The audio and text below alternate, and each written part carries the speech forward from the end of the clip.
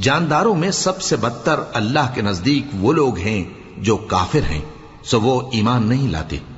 جن لوگوں سے تم نے صلح کا عہد کیا ہے پھر وہ ہر بار اپنے عہد کو توڑ ڈالتے ہیں اور اللہ سے نہیں ڈرتے، اگر تم ان کو لڑائی میں پاؤ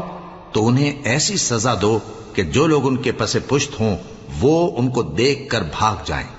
عجب نہیں کہ ان کو اس سے عبرت ہو۔ اور اگر تم کو کسی قوم سے دغابازی کا خوف ہو تو ان کا عہد انہی کی طرف پھینک دو کہ اس طرح تم سب برابر ہو جاؤ۔ کچھ شک نہیں کہ اللہ دغابازوں کو دوست نہیں رکھتا،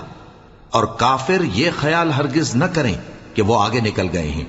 وہ ہمیں عاجز نہیں کر سکتے۔ اور جہاں تک ہو سکے فوج کی جمعیت کے زور سے اور گھوڑوں کے تیار رکھنے سے ان کے مقابلے کے لیے مستعد رہو کہ اس سے اللہ کے دشمنوں اور تمہارے دشمنوں اور ان کے سوا اور لوگوں پر جن کو تم نہیں جانتے